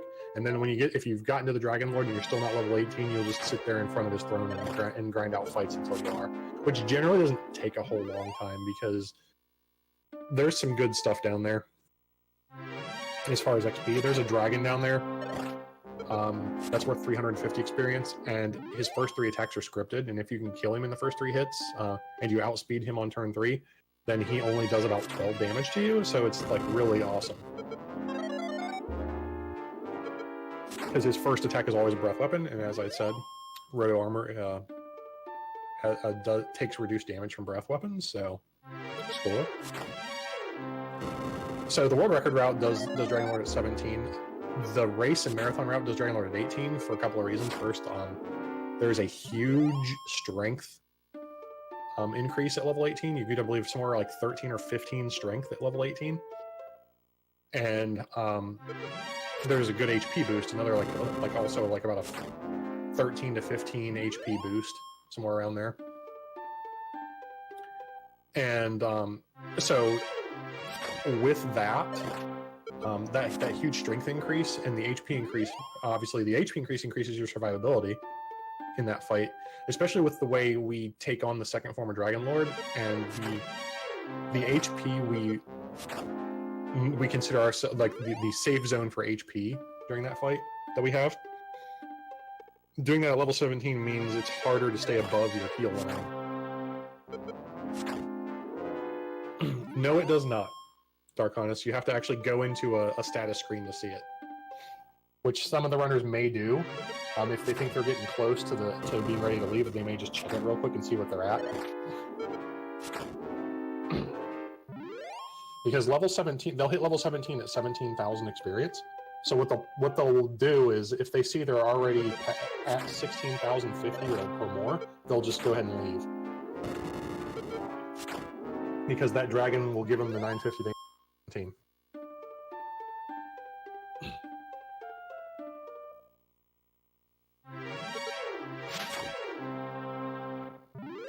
So that's one.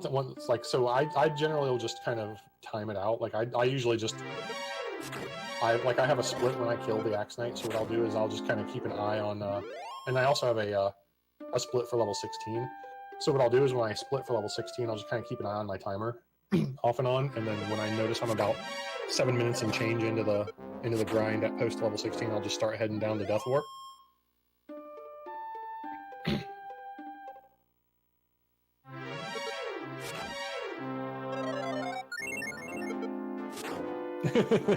Yeah, it's not bad. Well, this is 15 minutes, and then the Dragon Loop grind session. The goal for upper tier runners is to get around 22 minutes. I tend to usually be anywhere from like 22.5 to 23 when I do Dragon Loop grinds, as I'm still learning how to optimize that. But like people like Pop like 22 minutes is kind of an upper end for Dragon Loop unless something goes like bad. You'll see Pop usually getting like 21 minute and change times and stuff. I doubt, I mean, possibly maybe, but I don't. I mean, let's put it this way. So for our Dragon Lord fights, when we get to Dragon Lord's second phase, so Dragon Lord 2 has basically is a scripted fight entirely. He does 4 different things and then repeats them. So for turns 1 and 4, we want to be above 101 HP if we're going to attack. And for turns 2 and 3, we want to be above 64 HP if we're going to attack. So the lower the level, the harder that is to maintain, right? I mean, like Lavitz said, yeah, if you do a manip route,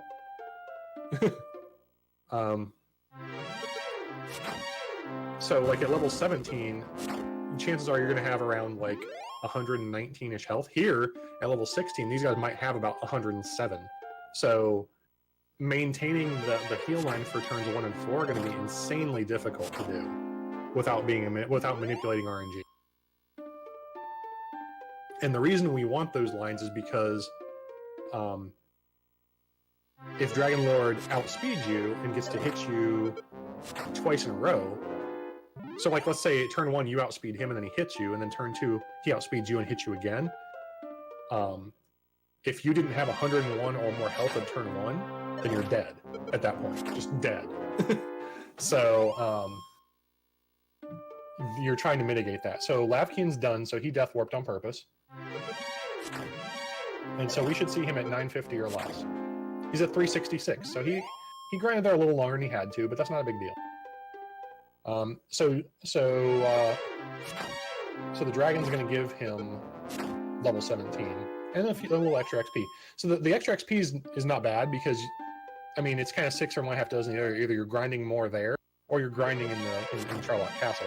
The difference being is that Charlotte Castle's lower level encounters, or I should say like lower level as in like farther down in the dungeon, but higher level, higher powered encounters give more experience, so you're having to kill less of them. So like I said, the Darth Dragon giving 350, which is huge.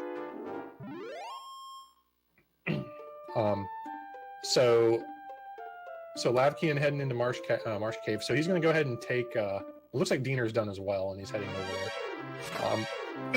Excuse me. Oh yeah. So as Lavitz said, kind of mentioned, being that this is completely done under JRTA rules, turbo controllers are allowed, so the runners are likely using them. When I first started out, I didn't have one and didn't use it, and it's really not a major disadvantage to not have one. But obviously it makes it a little easier than mashing all the time. Just saves your hands.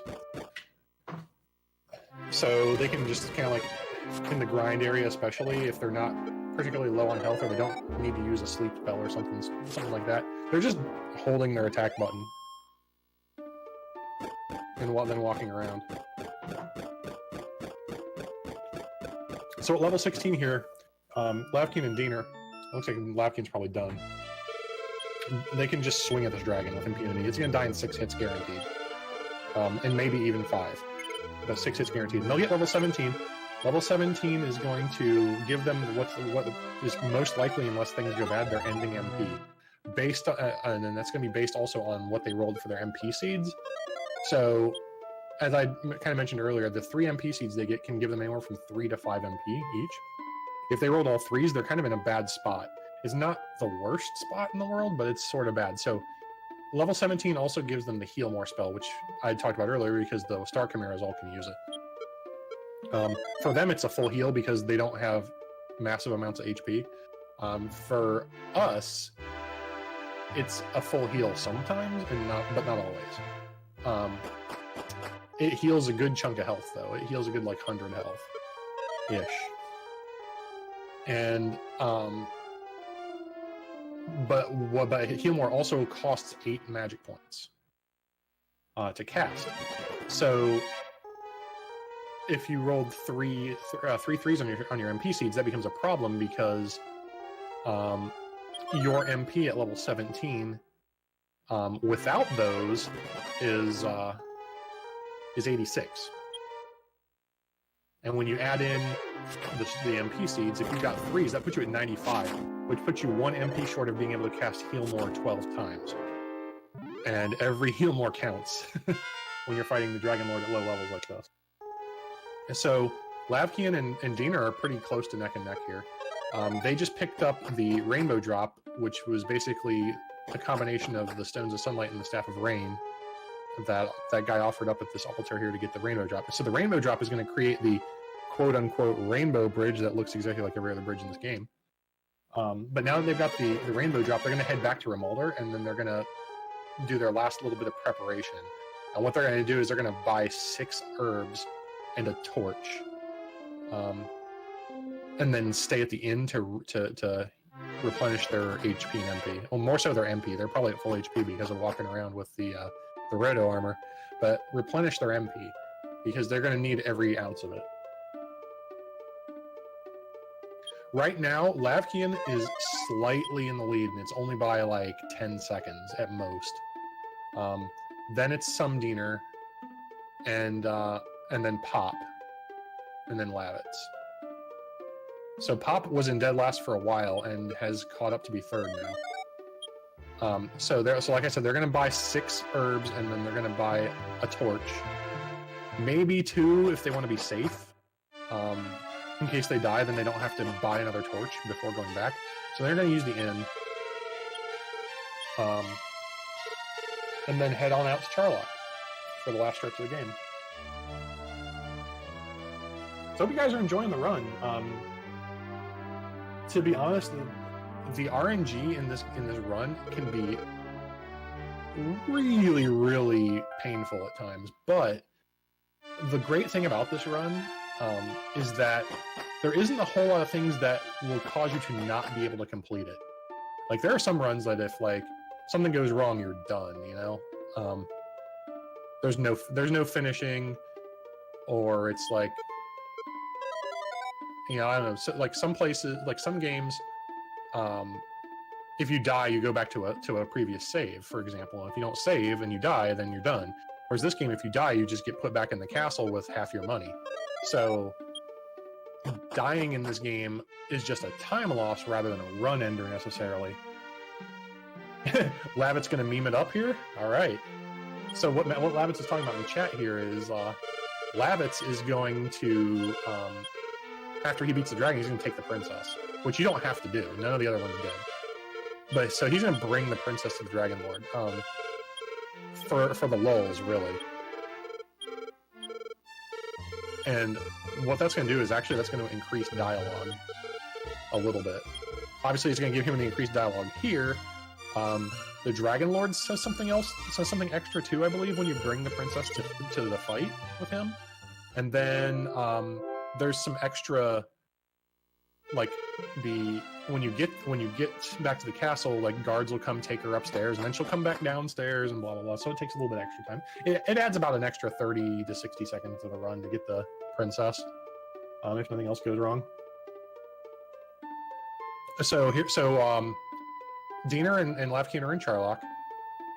So Lavkian choosing to fight the Axe Knight. So the Axe Knight, it's still pretty dangerous at this point because he's still going to potentially 3 or 4 shot it with the steel sword. So a lot of times it's safer to avoid Axe Knights for now until you get the Roto sword, and then you can 2-shot them, so you can just fight them. Really, unless it's something really bad, you're going to more often than be fighting everything you come across down here. Axe Knights are at your discretion. If you're really behind on XP, you might elect to do it. Until you get the Roto sword, and then after you get the Roto sword, they're fair game. Stone Men are a similar situation. They're a little bit different. So Stone Men, if you don't have the Roto sword, you don't fight. Full stop. So Lavkian has 101 MP. I believe that means he rolled all 5s on his NPCs, which is huge. So he actually has a spare 5 MP which means like if he runs into stone men, he can actually put some to sleep. They can be put to sleep. It's not a guarantee. I've failed it.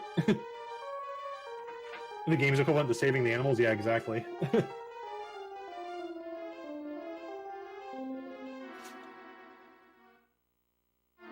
Yeah, Lavkian rolled all 5s. Yep. I mean, with 101, he would have had to have, I would have seen, or thought. So here's the Kiss Dragon. Kiss Dragon is great. He's 180 XP. You can 3-shot him with the Steel Sword. 4 shots are a little more likely. He can breathe fire, which is great if he does, because then you don't take that much damage. His melee hurts a little bit, though.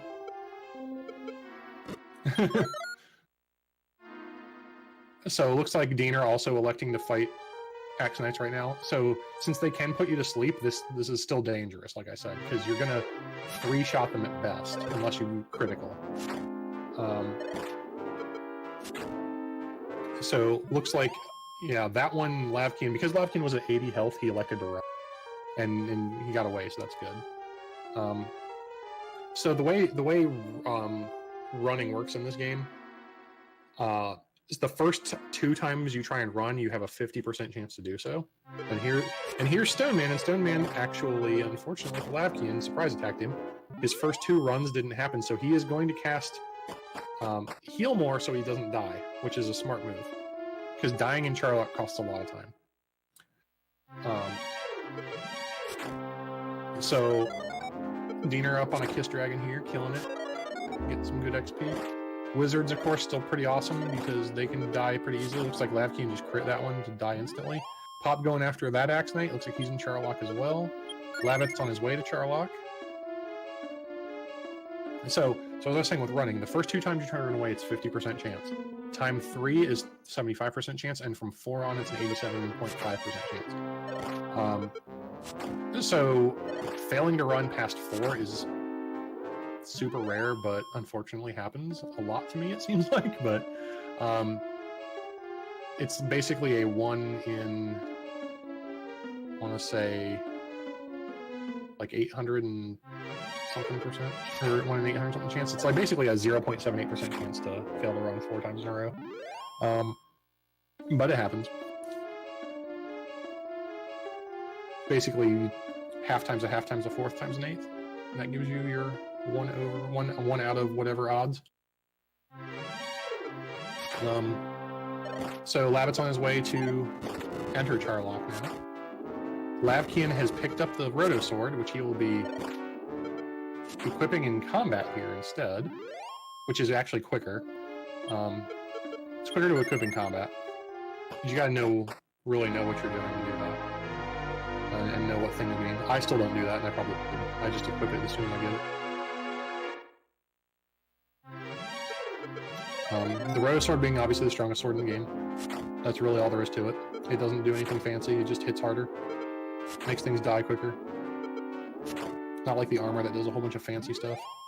So now with the Roto Sword, so you see there, Pop was able to actually put the Stone Man to sleep. So he's gonna go ahead and fight it because he's guaranteed to at least get in a free hit. And it looks like it stayed asleep because it looks like he's still at full. So Pop got in before getting the Roto Sword. Pop got in and killing a Stone Man, which is nice because Stone Man's worth 155 experience, which is pretty good. So Pop actually putting him to sleep and swinging away at him. Pop's going to play a little more fast and loose with his MP, potentially, because he really knows this game pretty well. Roto Shield, Evil Princess, yeah, exactly. But now that Lavkian's got the Roto Sword, he's definitely going to be swinging away at those Axe Knights because he can kill them in 2 shots. And so he's taking an extra encounter. Stone Man is a little bit dangerous even with the Roto Sword, especially if it takes 4 hits. If it takes 4 hits to kill him, and you don't have him put to sleep, you're coming out of that fight with about 20-ish health, and that's bad. Especially with how many encounters you can get here.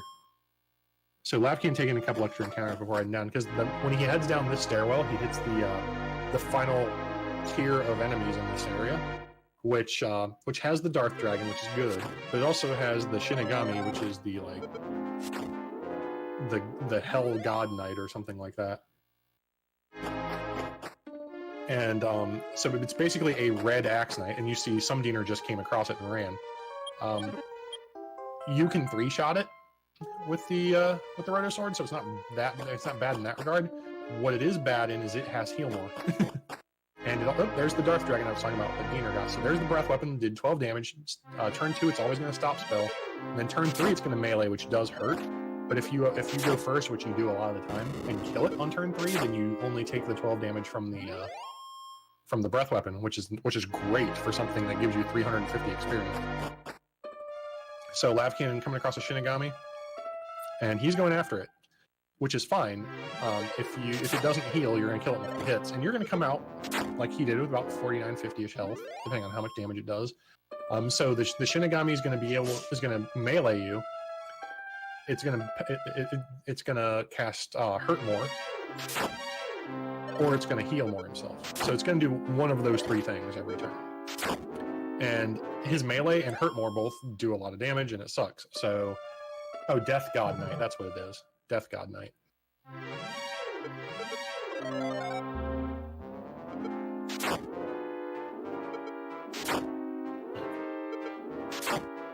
So Lavkian on the final floor of Charlock now. As you already saw the Dragon Lord hanging out over there. So you got another Shinigami. So he's going to go ahead and fight it. At this point, you might as well. Basically, the kind of the rule of thumb with Shinigami is you can go ahead and swing at it, but if it casts Heal More, run. Because, especially if you've taken a couple hits, you're not going to survive. Without using Heal More, anyway. And really, I mean, they're using some of their magic here. And it's fine. They're all advanced enough players where they can use some magic points and still be okay. A kind of good rule of thumb when you get to the more advanced levels of play is to try not to go below 80 MP before getting the Dragon Lord. Especially because his first phase can be pretty trolly and make you use Heal More a lot. So Lavkian coming up on the throne, and he's still not level 18, so he's going to fight here until he gets it.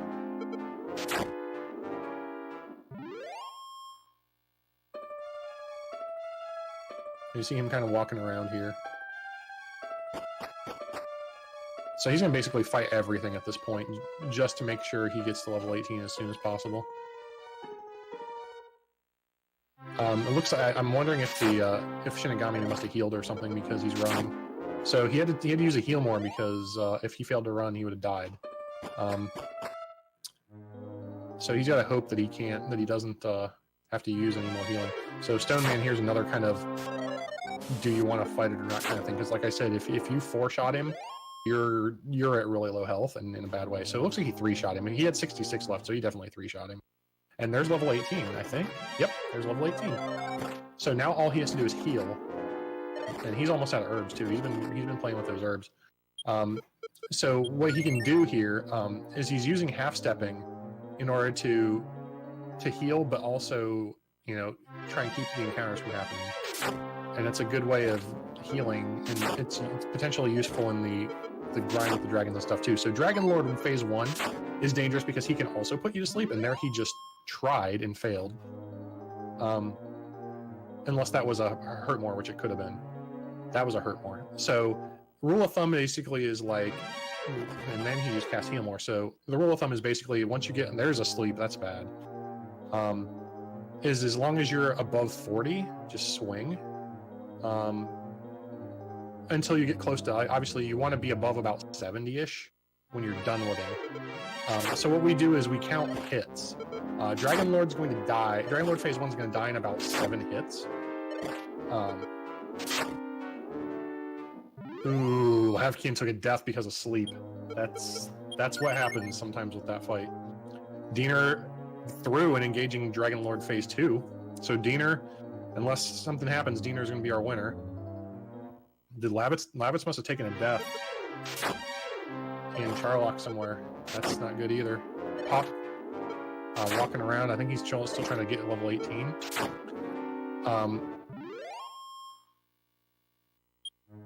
Diener taking a death too. Ooh.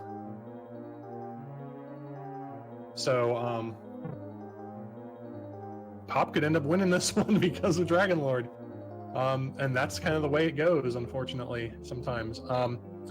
So what I was trying to say, so we basically count hits on actually really more or less both fights, I guess. But so for phase 1, if he doesn't heal, we still count 7, but there's the potential with high damage rolls that he dies in 6. But so the rule of thumb is we count to 7 hits. If he casts heal more, that negates 2 hits. If we crit, that adds 2 hits. And so the Dragon Lord should generally die after all 7 hits. And your hope is to be above 70-ish health when that happens, because Dragon Lord 1 or Dragon Lord Phase 2, his first turn he's going to hit with a breath weapon for quite a bit of damage, and he always does the same 4 thing. Oh, he has the same 4 moves and he repeats them. So it's like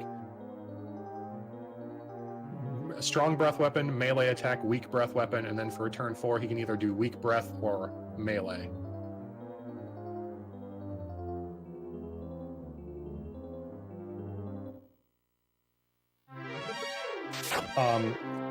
It's roughly 2 hours, not just because Dragon Lord, but because all things can kill you and cost time. Pop died to the Golem Walk a couple of times, and oh, there's the Darth Dragon. I almost wonder if this probably, depending on how long Pop's been here, this will probably get him his level. Let's see. Yep, there's level 18.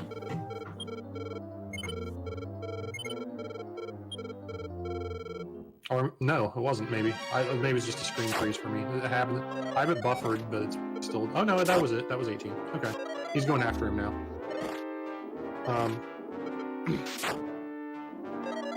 The unfortunate thing about Dragon Lord deaths is that is the biggest consumer of time in this run, but they were in a good position as far as time goes, so that's still not gonna poke our estimate too much. They should still be able to come in under estimate regardless. Yeah. Well, what Scar basically said, the Dragon Lord fight is the last bit of RNG. But there's so many different points of RNG in this run that can cause you to lose time. This is just the biggest one, in all honesty. Dying the Dragon Lord is about a 10-minute time loss. So Dragon Lord, like I said, Dragon Lord 1, 7 hits, heal mores, negate 2, crits add 2. Dragon Lord Phase 2, turn 1 is a strong breath weapon, turn 2 is a melee attack, turn 3 is a weak breath weapon, turn 4 can either be a weak breath weapon or a strong attack, or a melee attack, and then the cycle repeats, and that's what it does every time. So, because we know that, we know where we need to be, health-wise. So, at the start of turns 1 and 4, before anything happens, we want to be above 101 health. If we're not, we want to heal. If we are, we swing. And with turns 2 and 3, that HP line is 64 HP. Now, you don't want to be too far under those either, so like, you know, if you're at like 48 on turn 1 or 4, you might be hosed. So you've got to be careful. So Pop's in the spot. Pop's down to his last cast of heal more and has died. Pop now dead to the Dragon Lord Phase 2. So at this point, it's really anybody's game. Lavkian's back in Lavitz is almost in Charlock. Lavitz went and got the princess again, apparently. And Diener is almost back in Charlock as well.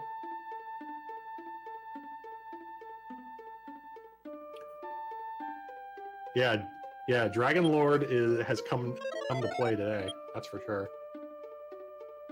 Dragon Lord playing for keeps. I think Lavitz didn't get to the Dragon Lord. So Lavitz is actually the only person who didn't die to the Dragon Lord. Lavitz died to something else. Because Lavitz isn't even level 18 yet. But Lavitz does have the Roto Sword. So we're okay. So he can swing away at things.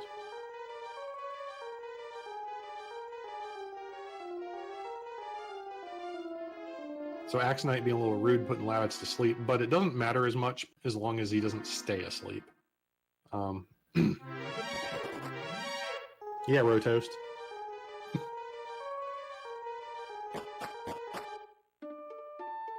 Lavitz, you went back and got the princess. That's hilarious.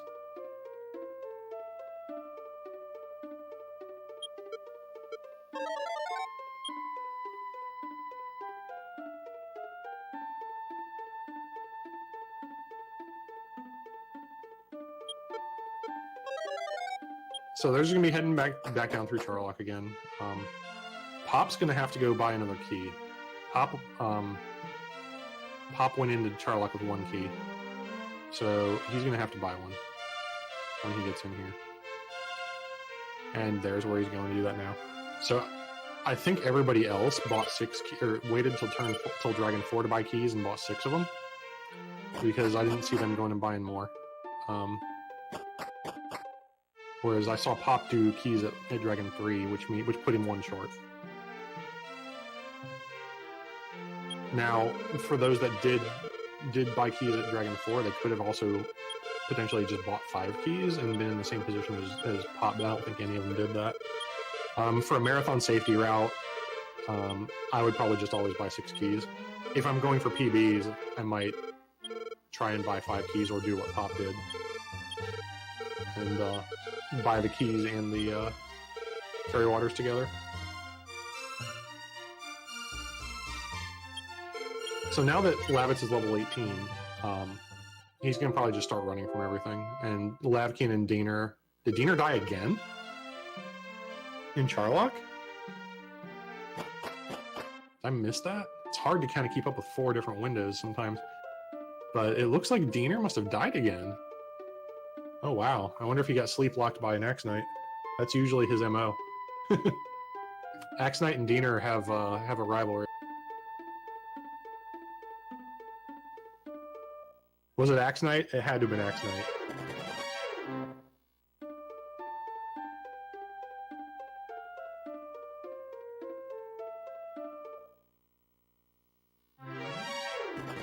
So yeah, so more than likely you're just going to see him.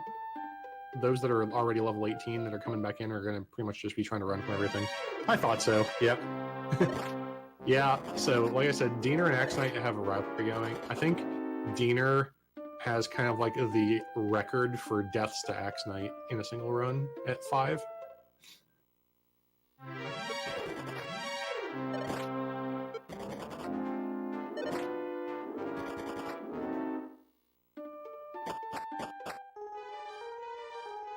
So you guys who stuck around from the front page portion of Retrothon, thank you guys so much for hanging out with us.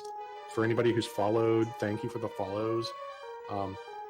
As a member of RGL myself, it's cool that you guys are taking time out of your day to hang out with us and watch some cool speedruns. We do stuff like this all the time, so your follow is not wasted. You'll always be able to find something you'll like. Yeah, right, Blossom?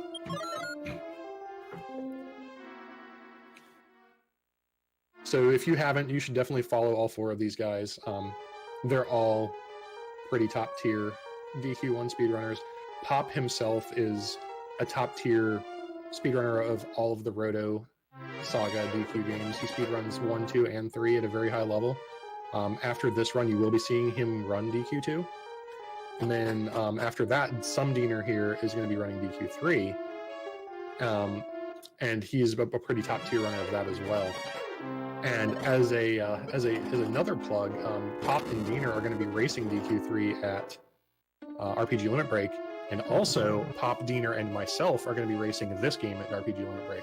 So it should be a lot of fun times.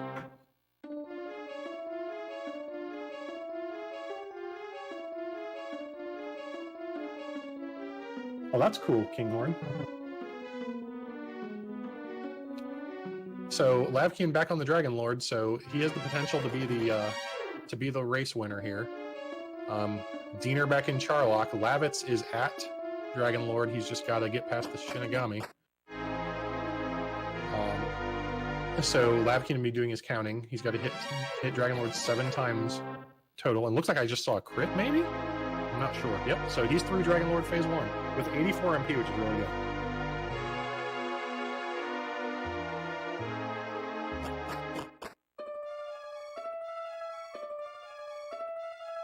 So Dragon Lord phase two, like I said, it's just the same 4 turns over and over again. So the only difficulty with this, so barring running low on MP and resources and stuff, the hard thing about Dragon Lord phase 2 is just keeping track of where you are in his turn order, to know what you need to do.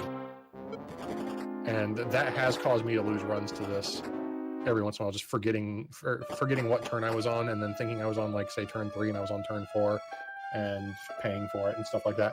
Another kind of thing you would think would be weird and shouldn't be able to happen that can happen is that Dragon Lord can back attack you. And if phase 2 Dragon Lord back attacks you, that is not 100% instant death, but pretty close. It's happened to me once and it was instant death. Because he hits you. He basically, a back attack means he does turn 1 twice in a row, which is his large breath attack, and it does in the high 40s to low 50s in damage, if I'm not mistaken. And so even if you basically have to be at full health for it not to kill you, or you have to get super lucky and outspeed him on your turn. But it looks like Lavkian has defeated the Dragon Lord, is casting Repel instead of Return, or that it just froze, but casting Return and heading back for the win. So congratulations to Lavkian. Lavkian is the winner. We will get an official time off of his timer once we see the end. So this is Japanese RTA rule. Talking to the king is not where time stops. Time stops when we see the end appear on the screen.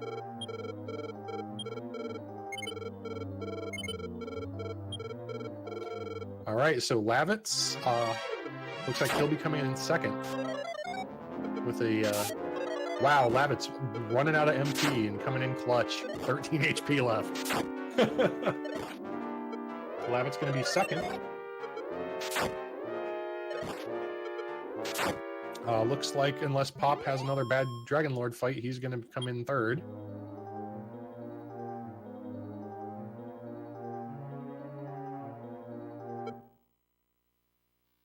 $13 HP and no MP. 13 HP and no MP, man. That is like clutch AF, man.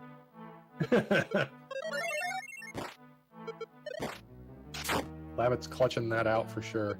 So this is the extra stuff also that happens here. So those soldiers take her back up, and then the king talks to you, and then she comes back down, and then you guys walk off together. And so it's a little bit of extra dialogue, a little bit extra animations happening here.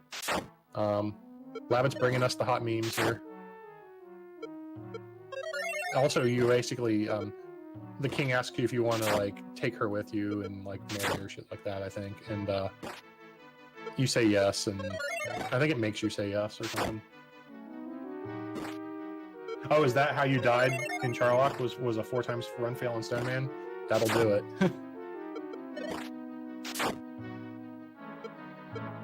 Pretty much a 4 times run fail on anything in that dungeon will kill you. Except maybe, like, some of the first couple level things, like a 4 times run fail on, like, a Star Chimera may not necessarily kill you, or a Wizard may not necessarily kill you, but, like, a 4 times run fail on a Stone Man is going to kill you. It might kill you on an Axe Knight, but, like...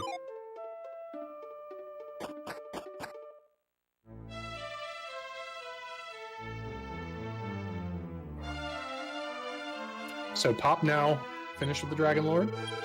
So Pop will be third. And Lavkian's official time about to come up here of 1:48.18, as I saw the end. So I don't know if he stopped his timer right there or not. Looks like he did. 1:48.18 for Lavkian.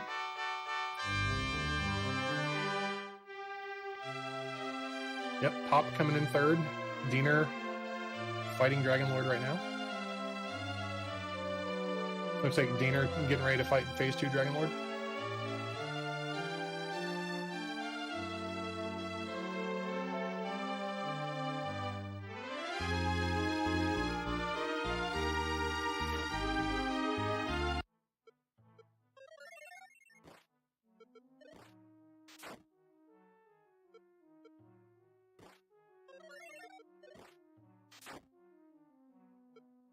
So like I said, GG the runners. Thank you guys for coming out and hanging out with us. Lavitz's time about to come up here. Lavit's going to have an official time of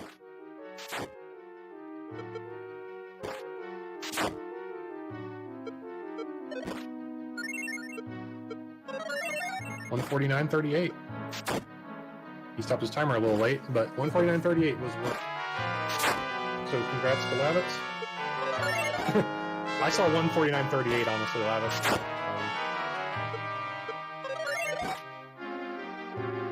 So that's what I'm calling it at. And so Twitchpoppop here, Pop, still going through the credits.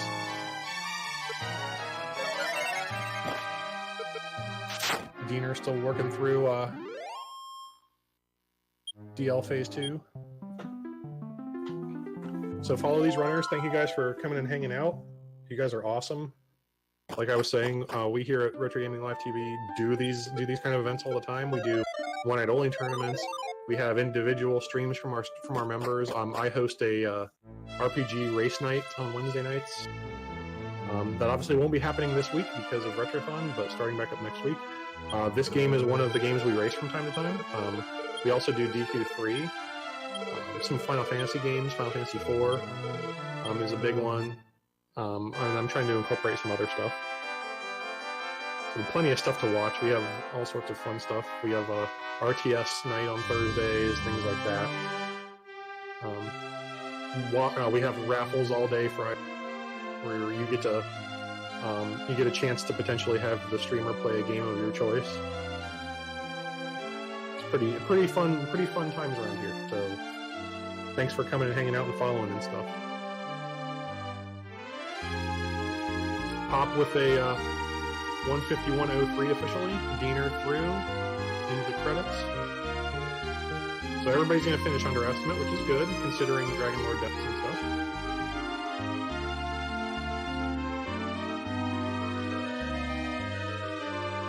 Dude, Axe Knight has your number, Diener.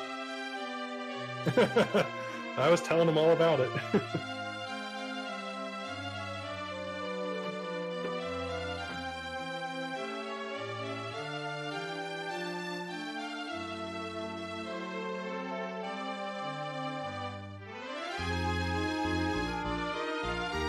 Well, waffles and raffles, for sure. That's because we lovingly call them waffles around here.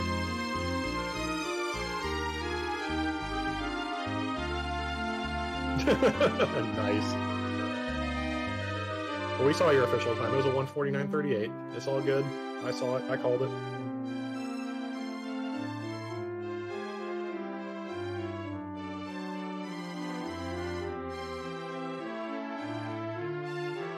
So once Diener's done, I'm sure we'll be setting up for the 2 run. So make sure to follow all 4 of these, all top-tier Dragon Quest speedrunners. You should definitely follow them.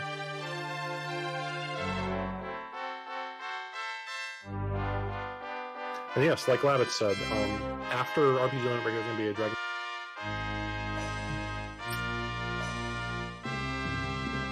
Which could be a fun watch.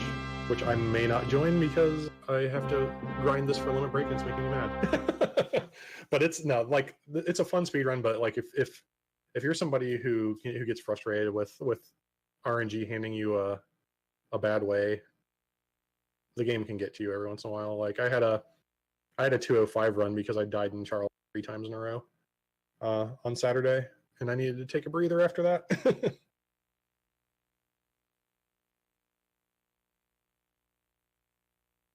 Yeah, and Lavitz is true. Lavitz has a point. I mean, other than the cult part, really, but the DQ community is actually a really cool community. They're always willing to help. There's tons and tons of things for you to be able to look at. Resources available to learn these runs. So Diener finishes with a 1:53:22. Everybody finished under estimate. Congrats to all the runners. We have a combined Dragon Quest Discord for all Dragon Quest speedrunning. So even if you don't want to speedrun any of the Roto trilogy games, and you want to do one of the other ones, the Discord is still the place to be. I don't think you'll die, Lavitz. Yeah. So enemy gave you the go ahead. So I'm going to go ahead and just say one more time, thanks for watching, everybody. and hanging out with us. It means a lot to us as members of RGLtv that you guys are spending your evenings with us here and your days and whatnot. And stick around for this DQ2 race, or not race, it's a run. Solo run from Twitchpoppop, who plays this game very well. And so I'm Velociraptor42, one of RGLtv's members, so a member of this DQ1 community. And I want to thank you for hanging out with us tonight. And I'm going to go ahead and turn this back over